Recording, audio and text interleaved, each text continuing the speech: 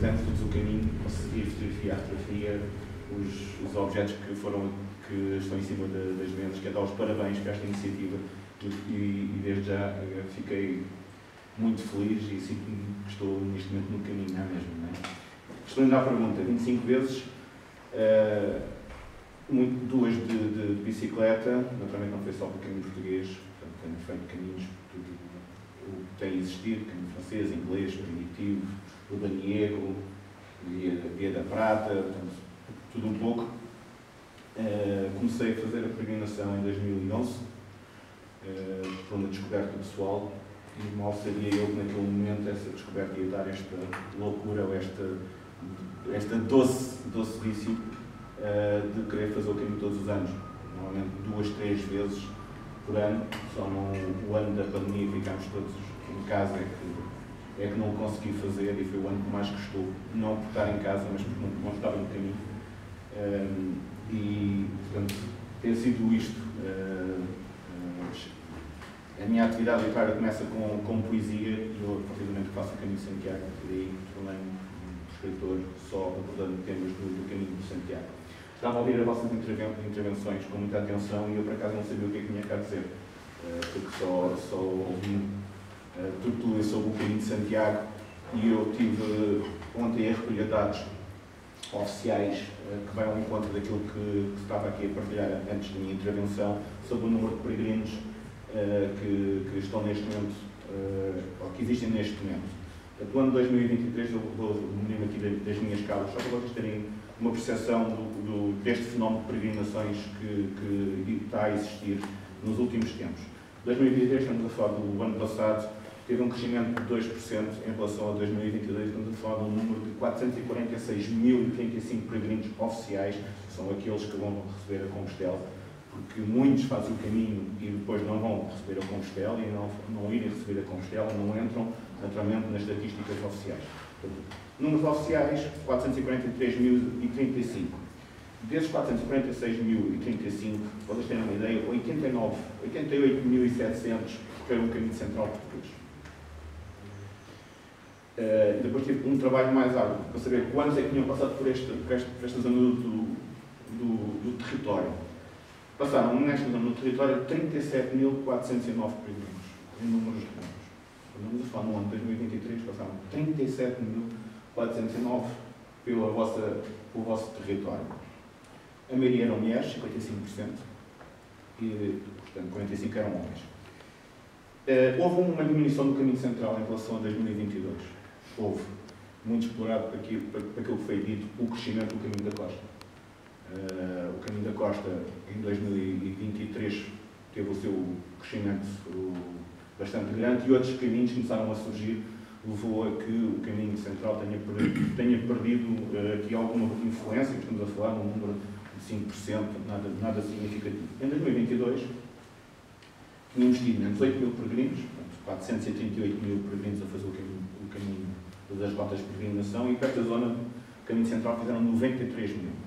Para a zona de Paredes, Coro, passaram 41.616 peregrinos.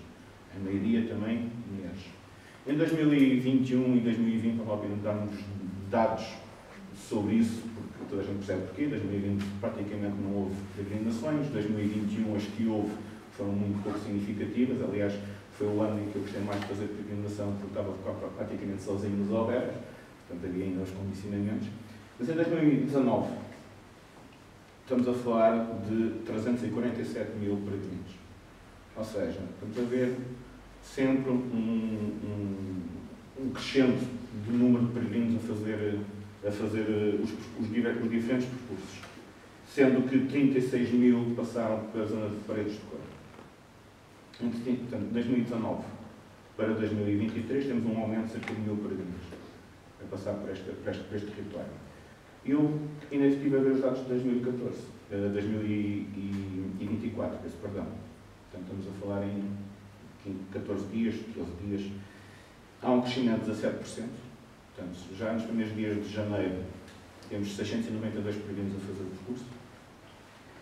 Temos 164 a fazer o caminho central e temos 90 a passar por esta zona do território. O que é que eu queria chegar aqui? queria-vos dizer que cada vez mais os peregrinos estão a escolher rotas cada vez maiores. Portanto, nós estamos a ver peregrinos a sair cada vez mais longe, a começar no Porto, por exemplo, a começar em Lisboa, a começar no Algarve e por território assim. Foi dito o aspecto cultural, sendo um dos motivos. Acho que esta exposição assim demonstra, pelas fotografias, pelos livros, podemos juntar aqui a música. Pelo aspecto social, o contacto dos peregrinos com os povoados, com as povoações e vice-versa, aquilo que os peregrinos trazem dos seus pontos de origem para os povoados e aquilo que levam de cada uma das pessoas das aldeias para os seus territórios. Todos nós, quem teve aqui peregrinações, sabe, e há bocado eu estava a seguir o que não estava a dizer, a história daquele peregrino escocês e outras histórias que nós temos que ficam para sempre nas nossas memórias, que coisas que nós vivemos e testemunhamos, e de certeza muitos de nós deixámos sementes nos locais por onde passámos e as pessoas de certeza que recolheram essas informações de todos nós, não é à toa que as lendas, e existem muitas lendas semelhantes, a lenda do Galo de Barcelos, existe outra lenda muito parecida do Caminho Francês. Todos estes fenómenos devem-se exatamente aos fluxos de migração dos peregrinos. O aspecto espiritual, falou-se da questão do Papa João Paulo II como um dos grandes promotores da peregrinação a Santiago, é verdade. E hoje temos peregrinos de todas as religiões a fazer o percurso, né? De todas as partes do mundo até a igreja. As pessoas atualmente procuram não só o aspecto de um Deus, mas um aspecto de um divino, portanto, seja aquilo que as pessoas acreditam. E muito um encontro pessoal. Acho que a sociedade hoje cada vez mais, este corre-corre, esta agitação que todos nós temos no dia-a-dia, leva a que as pessoas encontrem no caminho um refúgio, um espaço de encontro, um encontro pessoal. E depois, naturalmente, o aspecto económico. E se vocês olharem para estes números que eu aqui transmiti, não é à toa o desenvolvimento das zonas graças ao próprio Caminho de Santiago. Recordo que Rubiães, quando eu fiz o caminho pelo Caminho da Vida, existia um albergue, que era a escola, onde eu fiquei. Passado uns anos, eu fiz um ano a seguir, depois voltei a fazer o caminho central, passado uns anos, e quando passei em Rubiães, já havia diversos albergues lá. Acho que são 6 ou 7 neste momento que existem, tanto um público e diversos privados. A mesma coisa em relação ao restaurante do Bom Retiro, a mesma coisa em relação à mercearia, que se há bocado falava, escrevi no livro, que era tão antiga que nem tinha nome. Todos estes microcomércios, isto muito se desenvolve e muito se tem desenvolvido graças ao fenómeno das peregrinações do Caminho de Santiago. Portanto, estendi-me em relação à pergunta que me fizeste, que era só perguntar quantos caminhos tinha feito, mas acho que tinha que fazer este enquadramento em relação ao caminho em si. A pergunta era mesmo só para depois você fazer para eu enquadramento à vontade. Mas é muito importante esse ponto, já agora, nós não podemos esquecer que estas terras de interior vão ter população. Exatamente. Se não for estes fenómenos de turismo, de vivência das terras, a cabeça do Conselho, para além do mês de agosto, como sabemos, temos o fenómeno do festival, que é muita gente a Feira de Escola, mas se calhar o fluxo turístico que existe nesta zona de Feira de Escola deve-se somente realmente ao Caminho de Santiago. E há um aspecto importante que é muitos dos peregrinos que passam, e estes dados que eu transmiti, portanto, o grosso é peregrinos estrangeiros, não são portugueses, porque os portugueses começam mais a norte, não tem mais, começa para cima, temos o hábito de fazer só os últimos 100 km. A questão é que todos estes peregrinos, muitos são estrangeiros, entram em contacto com as realidades locais. E eu conheço muitas histórias, e há bocado estávamos a ouvir a questão do festival. Muitos não tomam conhecimento do Festival de Paredes de Cora porque fazem o caminho e depois regressam para assistir ao próprio festival.